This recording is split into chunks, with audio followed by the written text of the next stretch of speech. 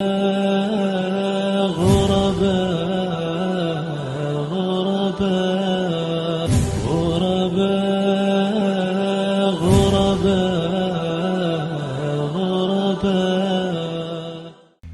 in our previous classes, we've taken a lot of information concerning the topic, which is the fast of Rasulullah sallallahu alayhi wa ala alihi wa sallam. So we have people who are fasting, but as he says sallallahu alayhi wa sallam, Allah doesn't have the need of a person who's fasting for him to leave his food and his drink if they're still working with Qawl al-Zur, or if they are doing al-Laghwi or al-Rafth. After the class yesterday with Ibrahim, we went over to Round Hay Road and we went to get keys made. And we went in and said, Assalamu alaikum wa rahmatullahi wa barakatuh to the Muslim brother who was fasting there. We said to him, we want 2 keys, make these keys double, 2 of each one. I hope you have those keys here. He went and he looked and he turned to him and said, I don't have those keys here. Now it's just joking. That's a level. So if you're fasting, that type of joke is white lie. But there's no such thing as white lies in Islam. Allah Azza wa Jalla mentioned in the Quran, قُلْ مَاذَا بَعْدَ الْحَقِّ إِلَّا الضَّلَالِ. Tell them, what's after the truth except falsehood? So we have the haqq and everything other than the haqq. And the so-called little white lie is batil. So we can't joke around with people like that. It goes against the spirit of your fasting. It's called a level. And it's similar to sitting down Yom al-Jum'ah and playing with rocks in front of you, or doing anything of the actions that bring no benefit, no fa'idah, no jadwa. You remember that? In addition to that, the Prophet mentioned sallallahu alayhi wa sallam, وَيْلٌ لِلَّذِي يَكْذِبُ لِيُضْحِكُ بِهِ النَّاسِ. وَيْلٌ لَهُ وَيْلٌ لَهُ. Woe unto the one who lies. He lies to make people laugh. Woe unto him, woe unto him. Al-Kadhib in Al-Islam is from the Kaba'ir. And no doubt, there are different levels of lying. وَمَنْ أَظْلُمُ مِمَّنْ افْتَرَى عَلَى اللَّهِ كَذِبًا. The worst lie is the one who says something about Allah. Allah said this, Allah said that, and it's not true. Isa said this, Isa said that, and it's not true. أَبْغَضُ الْحَلَالِ عِنْدَ اللَّهِ النِّكَاحِ. The most hated halal thing to Allah is a talaq, getting divorced. That's kadhib. So the Prophet told the people, sallallahu alayhi wa sallam, al-kadhibu alayya laysa ka-kadhibin ala ahadin. Lying on me is not like lying on anybody else. For a man to say revelation came to me, those are the biggest lies. One time the Prophet saw a lady, sallallahu alayhi wa sallam, she wanted to get the attention of her kid. And she acted as she had something behind her back that she was going to give him, saying, come, I'm going to give it to you. And the Prophet saw she had nothing behind her back. He says, sallallahu alayhi wa sallam, if you don't have anything and you don't give him, you're a liar, you're lying. That's the deen of Al-Islam. But today we're living in a time when there's a little bit of knowledge, and the haqq is batil, the batil is haqq, tawheed is shirk is tawheed, the sunnah is bid'ah, bid'ah is the sunnah. I think you saw yesterday or the day before yesterday on social media in Times Square in New York City. New York. Times Square is the place where all the lights are. There are Muslims praying Taraweeh there. Did you see that? Yeah. Did you see that? Yeah. So if you read the messages, people are saying, MashaAllah, MashaAllah. But that's not from the deen. The Taraweeh prayer is done in the masjid. The Taraweeh prayer is done in the masjid in Al-Islam. Things become an innovation in our religion when you do it with the wrong number, when you do it in the wrong mode, when you do it in the wrong way. So today, what people see as being hasana It may not be hasanun indallahi. And that's why we always say over and over and over and over and over and over. Again, the statement of Abdullah ibn Mas'ud and other than that. He said, may Allah be pleased him, what the companions see as being hasan, then it is hasan with Allah. And what the companions don't see as being hasan is not hasan with Allah. So the mawlid, the salat al-raghaib, the dhikr, that's an innovation. What we're doing today, a lot of the things that we're doing today, is not hasanun indallah. Not only that, but if you speak against this stuff, the Muslims say you're from ISIS. No, I'm not from ISIS, man. I'm not from ISIS. I'm not from Boko Haram.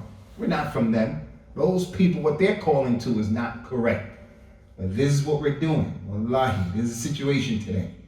And that's why this class is about the Prophet's prayer, the Prophet's fast, the Prophet's hajj, the Prophet's hijab, the Prophet's umrah, the Prophet sallallahu alaihi wasallam al-amr bil-ma'ruf and-nahy anil munkar. The Prophet making tabdir, not the tabdir of every Ahmad, Bakr and Zayd doesn't know his elbow from his ankle bone. He puts people outside of Islam with takfir, ala kayfihi. It's not our religion.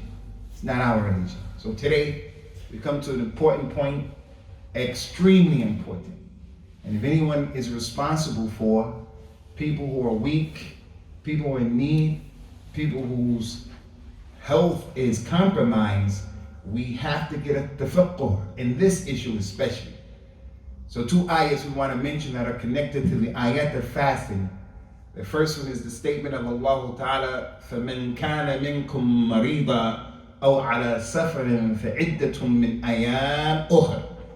Anyone from amongst you who is sick or he's traveling, then he should make those days up that he missed later on. Later on. The other ayat is similar to it.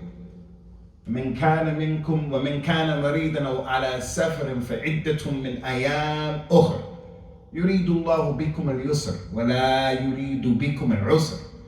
Whoever's traveling or you're sick, you make the days later up because Allah wants ease for you and He doesn't want to make things difficult for you. So today, inshallah, we're going to deal with this ayat. And this ayat has a lot of fawaid and ahkam connected to it and adab. But we're going to keep it as we've been keeping it simple for what we need right now. And as we told you, we left a lot of things simply because I wasn't here on Saturday and Sunday. So it wasn't any sense in talking about those things because we passed them. They're behind us.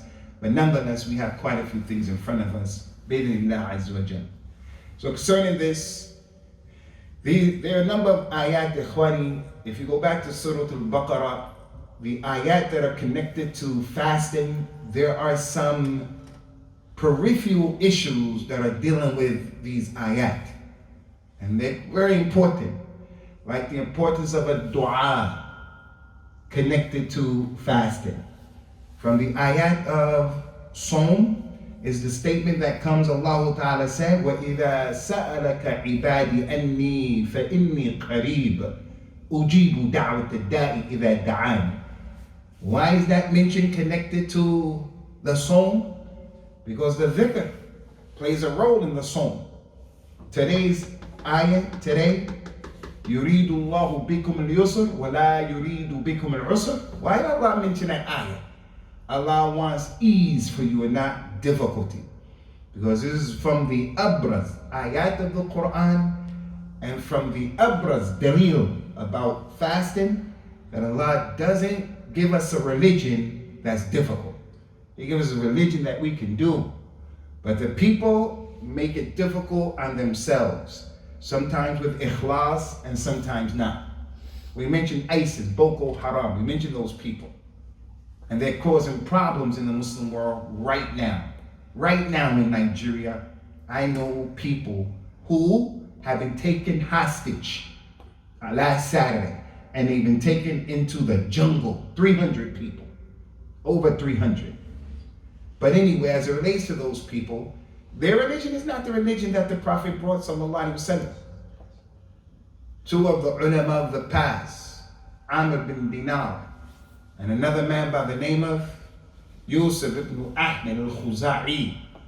They were making tawaf around the Kaaba. And there was a third one from them who was from the Khawarij. They see themselves as the only ones who are Muslims.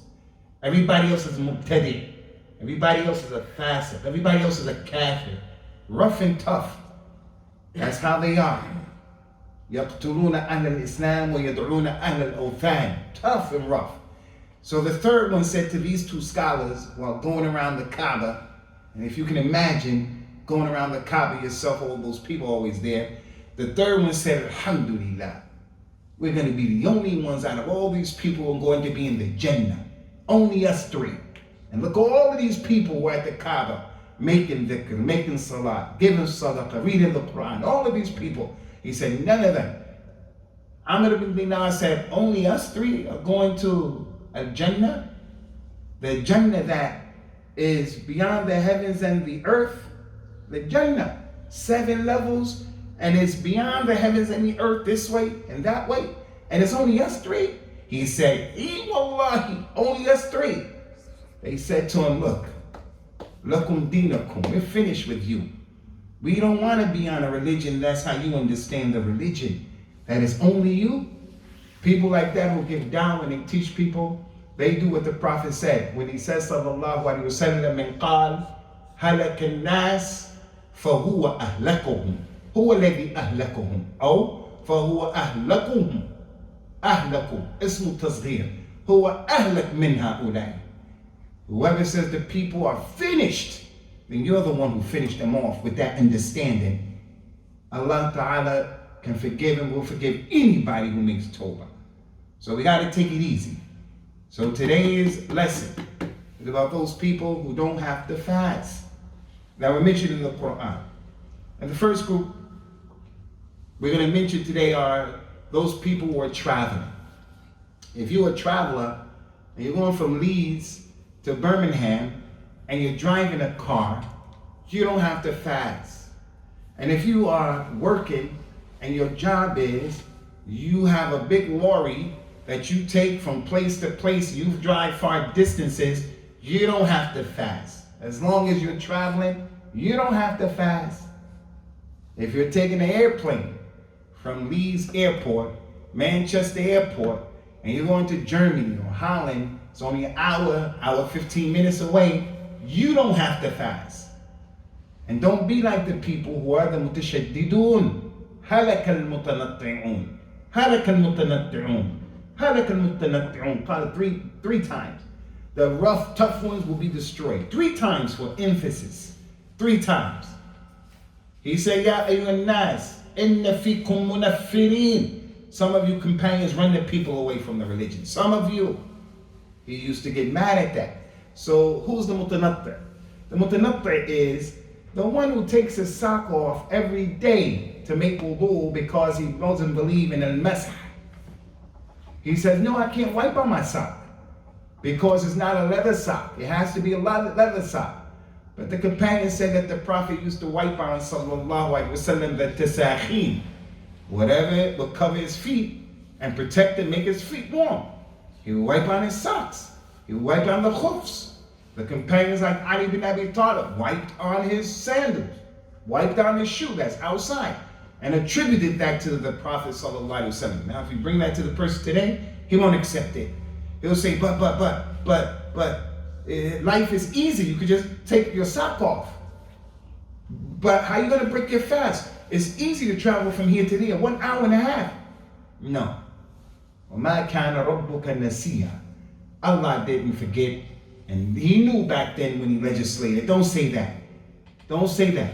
Pray in your shoes. He says, look, you can't pray. No.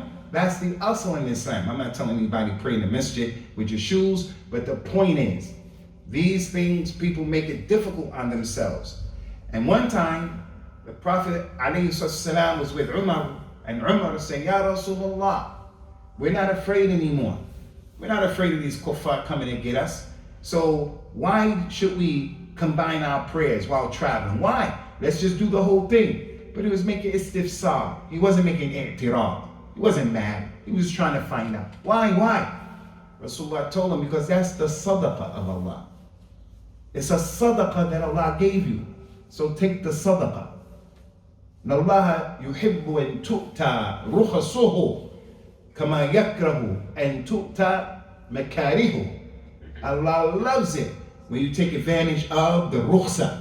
He gave you something you can do to make it easy. He loves it when you take it. Just as he hates you falling into what is haram. So today, the traveler.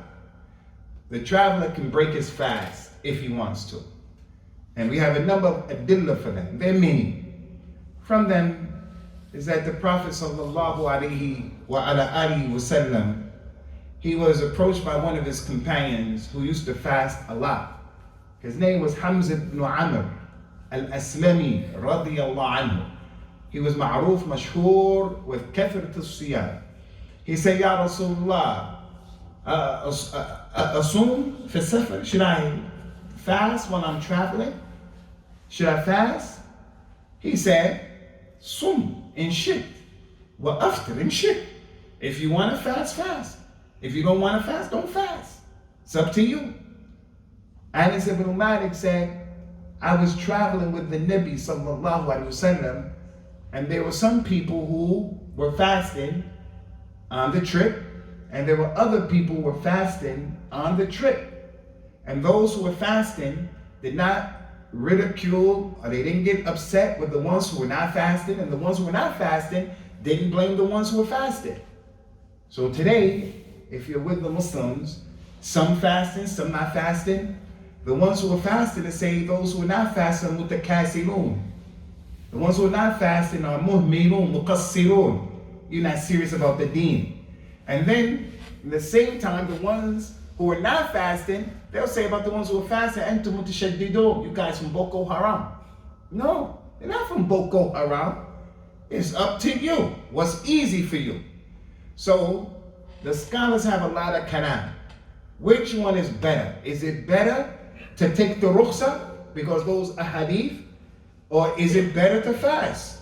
There's an ayah from those ayahs that said, وَأَن تَصُومُوا خَيْرٌ لَكُمْ, and to fast is better for you. So some say this is better, some say this is better. We're not getting into that. What we're going to get into with our community is, it's up to you. It's up to you, it's up to you. It's up to you. You can't let anybody put pressure on you. Oh, well, we're fasting, what's up with you? And I've seen that before. I don't even know what happened to this man. But anyway, he was kind of a tough man. He used to go to the dentist and get his tooth pulled without the binge. He would just let the dentist pull his teeth without getting the Novocaine, whatever that thing that they shoot you with. So if you complained about a toothache and you didn't want to fast because you have a toothache, he would say, well, I used to get it, you should fast. Nah, yahi. You can't superimpose upon me what you can do and what you did. I know myself better than you. It's up to you to determine. But I want to make this point concerning the issue of fasting. That is, if fasting is going to cause you a problem while you are traveling, then you shouldn't fast. If fasting is going to cause you a problem, then you shouldn't fast. For an example, when the Nabi sallallahu alaihi wasallam was going to the battle of Tabuk, the biggest army that Islam knew during his time, the battle of Tabuk, usually it was his sunnah because of the presence of the munafiqeen in Medina. If he wanted to leave to fight the enemy, if the enemy was this way, that's where the enemy was, Rasulullah would go that way, so that the hypocrites would think he's going out that way. Al-ittihad bil asbab, taking precautions. The Muslim doesn't say, tawakkul ala Allah, and I don't tie my camel. I tawakkul ala Allah and I drive very fast. No, tie your camel and then rely on Allah. وَتَزَوَّدُوا فِإِنَّ خَيْرَ الزَّادِ التَّقْوَى. That ayah was revealed because people came from Yemen with no money and no food. And they say, hey, where your food at?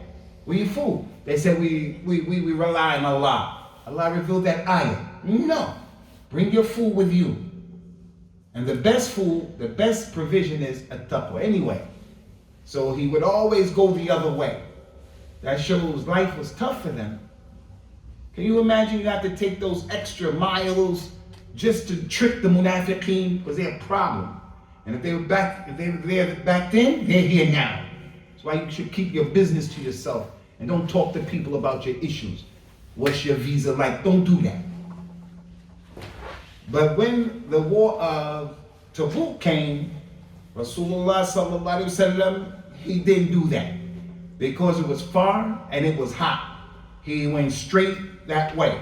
And this is the point. He told the companions, no one should fast. No one should fast. Why? Why shouldn't they fast? Because you get ready to go for this long trip. And fasting now is going to take away from your energy. So if fasting is going to cause you problems, don't fast while traveling. While traveling. He saw some people over there, Zahma from the people. He asked his companions, what's going on? What's that? They said to him, the people were fasting and they fainted. He said that the ones who broke their fast ran away with the reward today. The ones who are the muftirun, ذهب المفطرون اليوم بالأجور, they got all of the reward because they're giving the khidmah to those people. And he told the people after that, ليس من البر الصوم في السفر. ليس من البر الصوم في السفر. It's not righteousness that you fast while you are traveling. Now you have to understand this hadith. Don't take that authentic hadith and then someone is fasting and he's going from here, the UK, to Germany, to France, and he's fasting. You find out that he's fasting, you make him car. You say, why are you fasting? The Prophet said, لَيْسَ مِنَ الْبِرْءِ الصَّوْمُ فِي السَّفَرِ. It's not righteousness that you fast. That hadith doesn't apply here. That hadith doesn't apply here. لَا يَنْطَبِقْ. It doesn't apply. The sabab of the hadith, just like the asbab al-nuzul. Why is that science important? If you know why the ayat was revealed, you'll understand the true meaning. People come and they take these ayat out of context and they make ta'wil and they make tahrif of ayat that are clear. No. If you know the reason why it was revealed, you know what it means. That's why we say As-Sahabatu, As-Sahabatu, As-Sahabatu al-Kiram, Radwanullah alayhim. They are the religion for us. What they understood, Quran and Sunnah, Ibadah, Aqidah, that's what we understand. If they didn't do it, they didn't have that, then we shouldn't. Simple as that. Now, if people don't want to, Ibrahim, your revert, if people from the Muslims don't want to accept that from you, don't worry about it. You stay on that. As the Prophet says, sallallahu alaihi wasallam, alaykum bis sunnati wa sunnati al-khulafa ar-rashidin al-mahdiyyin min ba'di. Addu alayha bin nawajib. Take my sunnah and the sunnah of the rightly guided khulafa, the companions. And he said, bite on it with your molars. Don't take it off like a phobe and hang it up there and somebody come and steal it. Your sunnah, you hold on to it and leave the people on what they want to be upon. If Abu Bakr, Uthman, Ali, they didn't do it, don't do it. Back to the issue. If fasting while traveling is going to make it a problem for you, then don't do it. But if it's not, it's your choice. Fast if you want, don't fast if you want. Maybe some of us don't fast a lot. Outside of Ramadan, it's not our thing. There's an ayah of the Quran that says, وَلِكُلٍّ وِجْهَةٌ هُوَ مُوَلِّيهَا فَاسْتَبِقُوا الْخَيْرَاتِ. Everyone has his path that Allah put you on. His path is, he's good to his walidain. His path is, he gives a lot of sadaqah. His path is, he's always in the first row on the right side. His path is, he memorized the Quran and he's reading the Quran and teaching the Quran. His path is, he is the asbar nas. That one right there. Everybody is like that. Not everybody is like Abu Bakr. He could be this, so many things. So a person doesn't fast a lot in Ramadan. And he's the type of person who, if he misses a day in Ramadan, it may be hard to make it up. So in this case, go ahead and fast. Because if he doesn't fast in Ramadan with the people, later on it's hard for him to make up the days. If he knows he's like that, then go ahead and fast. So I hope that point is clear before we move on to the second easy point. Fasting while traveling is up to you. If it's easy, do it. If you don't want to do it, you don't have to do it. If fasting is going to cause you a problem, then don't do it. It's not permissible for you to do it. All of those ayat now are applicable to you. لا تقتلوا أنفسكم إن الله كان بكم رحيما. Don't kill yourselves. Allah was forever merciful. All that is applicable to you if you put yourself in that situation. The hadith said, ما ينبغي للمؤمن أن يذل نفسه. It's not acceptable for the believer to lower himself. They said, how ya Rasulullah? He said he put himself in a situation he can't handle. He can't handle that situation. He gets married to a lady, her mahr is 20,000 pounds. He knows he can't do that. What are you doing? What are you doing? Or he fasts and he can't fast. He's going to make a problem for himself. Now we move on to the second point. Whoever is sick from amongst you. Now this is important. Sick. There are three things you have to know about the sick person. It's important. That person who is exempt from fasting. He is an individual who, if fasting is going to make him sick, then he doesn't have to fast. By fasting, he becomes sick. I mean, like ill. Not he has a throb in his head, boom, boom, boom. Not that. But let's say he gets a migraine. A migraine. I don't know. How many of you had a migraine before? Put your hand up if you had a migraine. Sheikh, I want to ask you, is a migraine like a regular headache? No. Is a migraine like another? A migraine makes a person want to put his head down and say, come bring a hammer and smash my head in. If you never had a migraine, you don't know what it's like, the pain. Yes. You don't know the pain. I'm not talking about a headache. But if fasting gives him a migraine, guy can't see straight, can he break his fast? Yeah, he could break his fast. As for the one who has a little headache, the urf of the society, the urf, the custom, we don't say that the one who has a little itty bitty headache is like sick. We say the one who has a migraine is sick. Person is biting his fingernails. Right here in your fingernails is what's called the cuticle. If you pull it out, it's painful. You bite the side of your skin, you get, he said, oh, I'm sick, I gotta break my fast. No. No, that's not what we're talking about. We're talking about you're sick. The guy broke his foot, he broke his arm, he has a molar tooth that's giving him trouble, he had a root canal, he has these big issues, and his tawazun, his equilibrium is off. So if fasting creates that, you don't have to fast. Also, if you're already sick, and by fasting, the fast is going to increase that sickness, you don't have to fast. You're exempt until another day. So you're already sick. He has corona. People tell me it's Ramadan, you have to fast. Yeah, I respect you have corona, you have to fast. Yeah, don't do that. Don't talk about the religion without any knowledge. Those companions were traveling, and the Prophet was not with them, sallallahu alaihi wasallam, and one of the men, he had an ihtilam fil layl, had a wet dream, a nocturnal dream. You guys know what a nocturnal dream is? Everybody know that dream? He had that dream. So he woke up, he has to make a what? He has to make a ghusl. So he asked the people from the companions who were with him, I had a dream, there's no water. He said, I had a dream, but I have these sores, abscesses, scabs. I don't want to put water on them. They said, look, as long as you woke up and you junub, you have to use the water. He was ignorant, so he took a ghusl. As they traveled, the wind of the desert was blowing, the sand got in his sores, they became infected. He got what seems like septic poisoning, where the body shuts itself down. That's what it seemed like, poison, septic poison, and he died. He died from the fatwa of the people.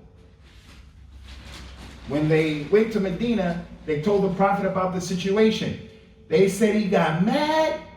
He said, قَاتَلُوهُ قَاتَلَهُمُ اللَّهُ. They killed him. May Allah destroy you. And that dua, he didn't mean it. It's like when he said to Mu'adh, فَقَتَتْكَ أُمُّكَ يَا مُعَاذ. May your mother lose you. He didn't mean that dua. May your mother really lose you. He said in the hadith, whenever I make a dua against the Muslim, it's sadaqah for him. So if Rasulullah make a dua against the Muslim, it's sadaqah. If you make it against kuffar, it's going to happen. Inshallah. It didn't always happen, but it will happen. So in this case, he said, the remedy for ignorance is to ask. If you don't know, then ask. What are you giving fatwas for? People be giving fatwas unnecessarily. So now if a person is sick and fasting will increase his sickness, he doesn't fast. The third one, and it's the last one. If a person is sick and fasting is going to delay his shifa, he doesn't have to fast. Remember that. If fasting makes you sick, really sick, don't fast. If you're already sick and fasting will make you more sick, more, you don't have to fast. If you're sick and fasting will delay your convalescence, you don't have to fast. And look at the rahmah of Allah, the rukhsa. The Prophet says, sallallahu alaihi wasallam, anyone who becomes sick or he travels and then he takes the rukhsa that Allah gave him, Allah will reward him the same thing he used to do when he was sahih muqim. So if the person, when he was muqim, a resident, he lives in Leeds, he comes to the masjid 5 times every day. That's who he is. He comes to the masjid 5 times every day for salah. When he's well, suddenly he's sick and he says, I'm not going to the masjid because I'm sick. He'll get the reward of praying in the masjid because that's what he does all the time. He's taking the rukhsa now.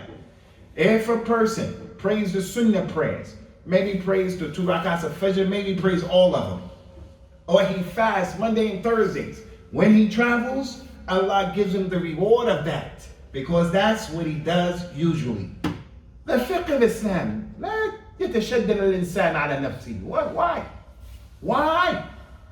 Now don't get me wrong, some of the companions through ikhlas and wanted to fear Allah, some of them came and said, Ya Rasulullah, إِذِنْ لَنَا فِي خِصَى. Give us permission to cut our testicles off. They wanted to worship Allah. Give us permission because we're sincere, turn to Allah. He said, no, it's not our religion. You know the hadith of the 3 men? When he came to the Prophet's wives, he said, what does he do in the daytime? They said he does this, he does this, he does that. They said, oh, taqalluhu. They thought what they heard was a little. They said, man, we could do more. One said, I'm never going to get married. The other one said, I'm going to pray all night. The third one said, I'm going to fast all the time. When he heard about that, he said, no. I get married, I pray, I go to sleep, I fast, I break my fast. Anybody who leaves my sunnah is not from me. So we got to be balanced. So that is as it relates to the sick. Last point. You guys got that? The one who is traveling, easy. The one who is sick, easy. Now we come to the last one. Inshallah. The last point is the one who can never fast because of the type of sickness that they have. So the one who is traveling, he doesn't fast, he makes those days up later. The one who is sick doesn't fast, he makes that day later. But there's the one who is really sick. They have cancer. May Allah protect us from cancer. They have HIV. They have these real serious sicknesses, them big ones. I can't think of any now. Anybody could give me some sicknesses? Huh? Glucomia. Nah, man, you gotta fast with glucomia, man. Come on, man. Glucomia is your eye, man. You gotta fast with that. Actually, what's a serious sickness? Diabetes, cirrhosis. Huh? Cirrhosis. cirrhosis of the liver, pneumonia, AIDS. We mentioned that. I know when my family got that corona, and I went in there, and I saw her couldn't breathe in, and I said, oh, I was shook to the degree when I called the ambulance to come. When we called the ambulance, I didn't even think about hijab. It didn't even come to my mind. I didn't even think about hijab. Let me put some heat. I didn't think about it. Because I'm a dayyuf. I will be that.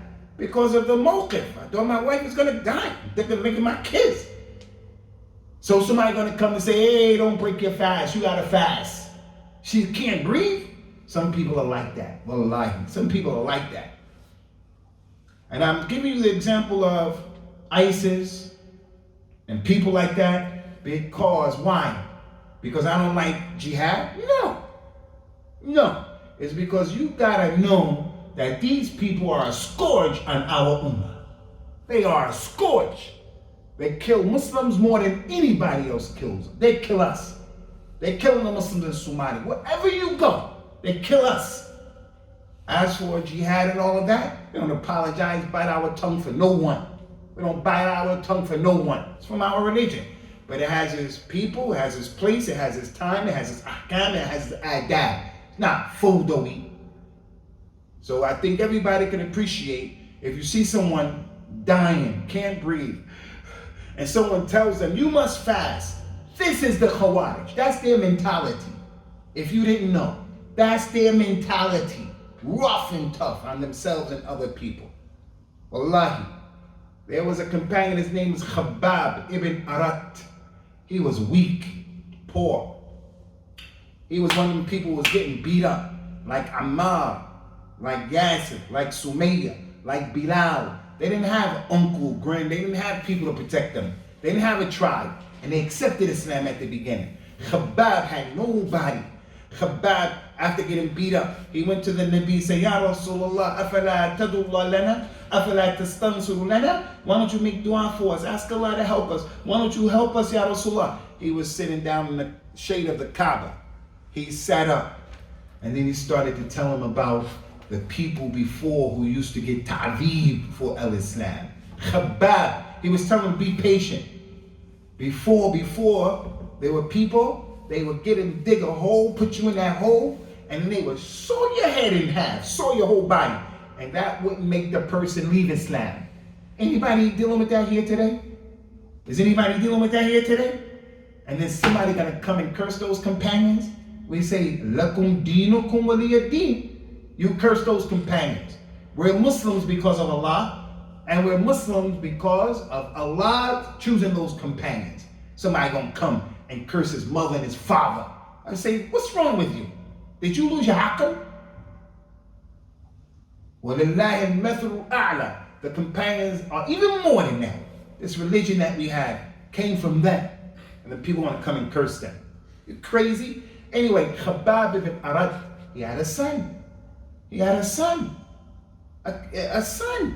His son was traveling with his wife, and his wife was pregnant.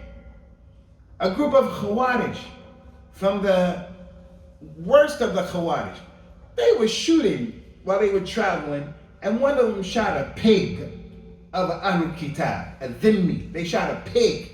And then the other ones made inkar, you make ihlak of the amwal of the people, you can't do that, destroying people's money. So they stopped their trip to go look for the owner of the pig. They found the owner of the pig. When they found him, they gave him the money for the pig. And then they traveled. They found Khabbab ibn Arat's son traveling with his wife.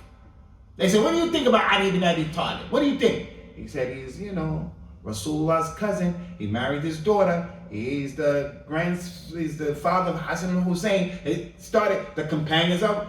They killed him and killed his wife and took the baby out of the lady's stomach and killed a baby. That's the fiqh of the Khawarij. That's the fiqh of those people. That's how they understand the religion. Abdullah ibn Abbas at the Hajj, he's sitting there giving fatawas. A man say, hey, a ba'uda, a gnat, a gnat, mosquito, it bit me and I hit it and the blood came out. Do I have to do a fidya? Because I'm in ihram. You're not supposed to hunt. You can't kill anything. Abdullah ibn Abbas said, where are you from? He said, I'm from Iraq. He became angry. He said, you people killed and severed the head of the Hafid of Rasulullah. You killed Hussein, chopped his head off, and you asked about the blood of a Ba'uda? Why mentioning this? Why? I'm going on a tangent? No. So that all of you people will be in clarity about them Khawarij. We're for jihad. We're not with these crazy people. It's like dhikr of Allah. We're about dhikr of Allah. But I ain't turning no lights off and putting incense on. I'm not doing that. Let's just keep it 100 with our religion. So last point. The person who has these real bad diseases, cirrhosis of the liver, your father, he's taking 38 pills every day. 38 pills. And he's fasting. And from where I come from in Africa, you know, Africans, especially our elders, it's hard to tell them not to fast. They're not going to listen to you. They're not going to listen to you. And if you can imagine, it's like this. Look, you see these steps right here? An old man, 85 years old. He wants to come up the steps. If he starts coming up the steps, he's 80. He comes up the steps. He may get all the way up the steps. He may get all the way up. But there's a possibility with every step, he can fall over and break his neck. He can fall over and break his leg, his hip, with every step. Also, once he gets up, going back down is dangerous. So the religion says, don't go up the steps at all. That's what the religion, fiqh of the religion. Man yuridillahu bihi khayra yufaqihu fi ad-din. Don't go up the steps. What's the example? The person may be able to fast. He gets through 6 days like us, 10 days. He got through those 10 days. He may get through the whole Ramadan. But then after that, he may die as a result of the impact on his body. Allah didn't want you to fast like that. Allah doesn't want that. As long as there's a possibility that you may fall coming up those steps, you may fall going back down those steps, don't do it. So if you're really sick, or if you are an old man or old lady, you don't have to fast. All you do is feed a poor person each day that you don't fast. Also with those ayat about fasting is the statement of Allah Azza wa Jal, وَمَنْ يُطِيقُونَهُ وَعَلَى مَنْ يُطِيقُونَهُ فِدْيَةٌ إِطْعَامُ مِسْكِينٍ. They asked Abdullah bin Abbas, the Turjuman of the Quran, what's the meaning of this ayah? وَعَلَى الَّذِينَ يُطِيقُونَهُ فِدْيَةٌ إِطْعَامُ مِسْكِينٍ. What do you mean? He said this ayah is talking about the old man and the old lady. الشيخ الكبير والعجوز اللذين لا يطيقان الصوم فيفطران فدية لكل يوم. This ayah is for the old man, old lady, 85 years old, 75 years old. If you have a relative like that, Akhi, you gotta tell him, don't fast. I have Sheikh Abu Bakr in Liverpool, where I was before I came to Leeds, from Nigeria. And Sheikh Abu Bakr was one of the strongest support that I had in that masjid of those people who wanted every jama'ah from the jama'at of Islam were in that masjid. All of them were in that masjid. Sheikh Abu Bakr was like a support, mashallah. A rukn from the arkan of the dawah, mashallah. Sheikh Abu Bakr would fast every Monday and Thursday. He was old. I told him, Sheikh, stop fasting. Your eyes are red. Your teeth, your gums are bleeding. Clearly this is he said, I'll never stop fasting. Not to be stubborn or disobedient. And then he became sick. And then the Sheikh died. And then I made, not another, but I decided anytime Ramadan comes, the first khutbah that I'm going to give, no matter where I am, is going to be about the ease of Islam. That's going to be the first khutbah in Ramadan, to tell these elders, don't do that to yourselves. So this is what we want to present today, Ikhwani. Those three things, easy peasy, lemon squeezies, not anything difficult, is something we can comprehend. Take it easy. But in saying that, don't play with the religion. Don't do what the Yahud did. The Yahud had a tala'ub in the religion. They would take their nets and throw it out on Friday night. And then Yom Sabt, the Sabbath, then Sunday they come and they put in the fish. They say, we wasn't fishing. Don't be like that. We have people who do that in the religion. So they don't fast for everything. He kick his foot, kick his toe. Oh, I'm sick. I'm not going to fast. I got a small headache. I'm not going to fast. He wakes up in the morning because he's really tired. He's not sleeping. And he wakes up, he doesn't feel 100%. He says, I'm sick. I'm not going to fast. Or he's in London. You know, sometimes if you get trapped in traffic in London and Birmingham, it'll take you an hour to get from here to over there because of traffic. He says, I'm a musafir. I'm traveling. You're not a traveler in London. From one side to London to the other side, you fast. What are you talking about? That's not the earth. People don't call you a musafir. The Muslims don't. Traveling from Leeds to Bradford. Is that a rihla? Is that a trip? Is that what we consider to be a trip? No, it's too short. From Leeds to Manchester, is that a trip? No. But if we go from Leeds to Birmingham, is that a trip? Anyone, inshallah. It's a trip to some, it's not a trip to others. It's a trip to some, it's not a trip to others. So if a person says, nah, that's not a trip, that's easy. We're going to look at what the majority of the Muslims are saying. Not the kuffar. The Muslims. What they're saying. Okay, Ikhwan, inshallah. We're going to stop here. You guys have any questions? I see going to Birmingham is a trip. It's a trip. For the guy. About the Muslim footballers who don't fast because they have got like a football match. Yeah, a person who has a football match and he doesn't fast.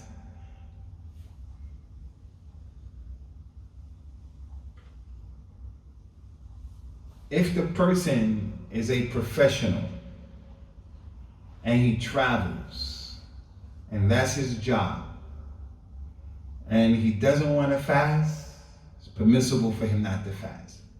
Is that a good profession? Is that a profession where what he's doing is totally halal? I'm not going to make it haram, but having shorts is not permissible. And all those other things that are going on, haram. But to play football, it's not haram. For him to have that job, it's not haram. I'm going to make something haram. Got to have dalil. But is that the best job? No, it's a deen. It's not the best job. But if he covered his legs and he wasn't doing haram stuff and he would travel and he said, I play football, we say, hey, you can fast. You can break your fast. But somebody who's just stationary here, just going to say, I'm not going to fast? No. And that's why in the books that the scholars wrote about how to be a student, like Imam al-Khatib al-Baghdadi, al-Faqih wal-Mutafaqih, those kind of books. Al-Imam al-Jurri, he has a book that's called Adab wa Akhlaq, Adab al-Rawi wa Akhlaq al-Sami', the etiquette of the people with knowledge. They wrote those books like that. There's always a chapter in those books, always a chapter warning the people, making tahdhir about the rukhs, taking the rukhsa. Because if you take the rukhsa, you come up with a new religion. If you take, and there's a chapter about stay away from the mistakes of the ulama. Because if you follow the mistakes of the scholars, even the companions, you'll come up with a new religion. So we found when a person gets married, nikah, he gets married, he doesn't go to the masjid. He doesn't go to Jummah because he got married. No, there are 4 people exempt from the Jummah. And one of them is not the nakeh. But because he got married, he doesn't go. People watch the football game and they don't pray. Or they watch the football game and they combine between Dhuhr and Asr. And they combine between Dhuhr and Asr. Now it's permissible to combine between Dhuhr and Asr. It's permissible if something comes up. But for a reason like that, tafias should be avoided altogether. Any more questions, Ikhwani? Okay, inshallah, we're going to sit down, inshallah, with our Sheikh Abu Ahmed لنقرأ ما تيسر لنا من كتاب الله تعالى. سبحانك اللهم وبحمدك وأشهد أن لا إله إلا أنت أستغفرك وأتوب إليك. غرباء